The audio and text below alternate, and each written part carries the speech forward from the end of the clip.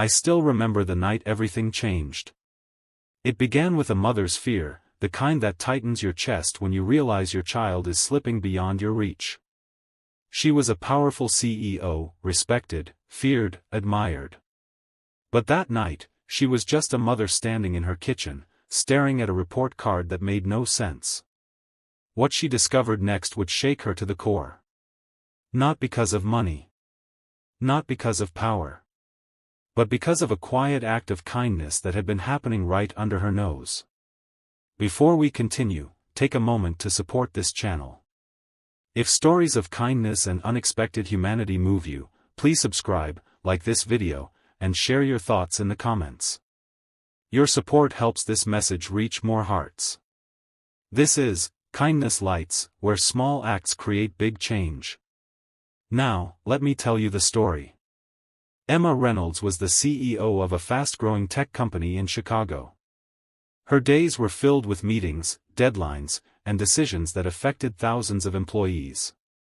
She worked long hours and came home late, often exhausted. Her daughter Lily, 12 years old, was usually already in her room by the time Emma got home. Emma believed she was doing everything right. Lily had the best school, the best tutors, and every opportunity money could buy. But despite all that, Lily's math grades had been slipping for months. The school suggested learning difficulties. Tutors were hired, then replaced. Nothing worked. One evening, Emma noticed something strange. Lily was sitting at the dining table, solving complex equations on scrap paper. Not the kind of math she was failing at school. This was advanced math. The kind Emma herself barely understood. Emma frowned. "Where did you learn this?" she asked. Lily hesitated. I've been practicing." That answer didn't sit right. The next day, Emma decided to leave work early for once. She came home quietly and stopped when she heard voices coming from the kitchen. Lily was laughing. An adult male voice replied calmly, patiently explaining something. Emma peered around the corner and froze. It was Carlos. The janitor.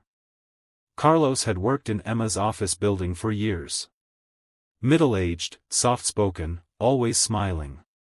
Emma barely noticed him beyond polite nods. Now he was sitting at the kitchen table, pencil in hand, guiding Lily through equations with gentle confidence.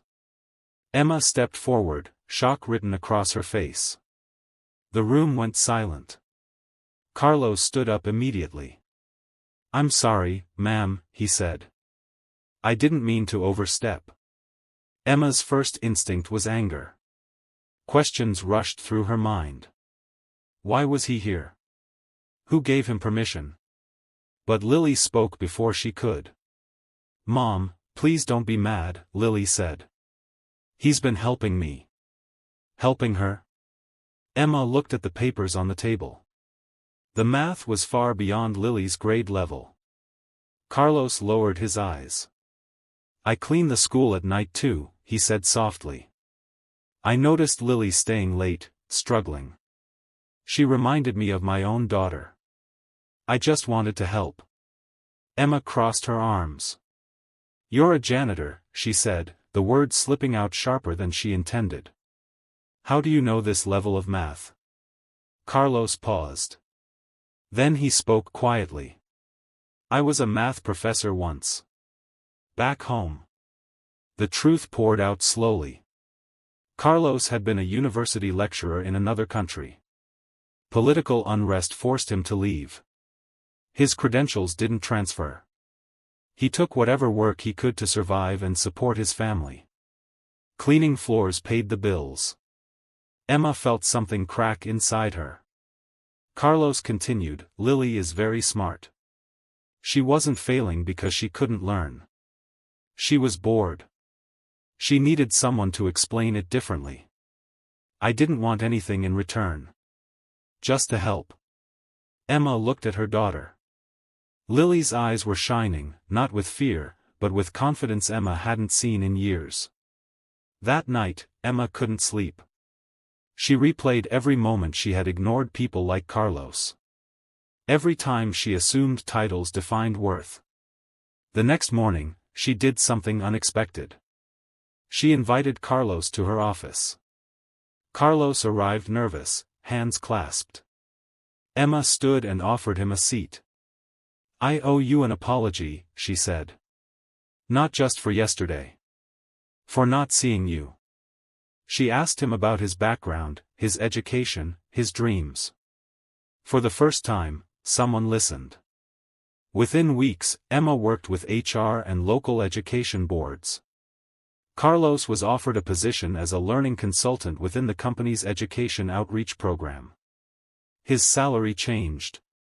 His life changed. But the biggest change was in Emma.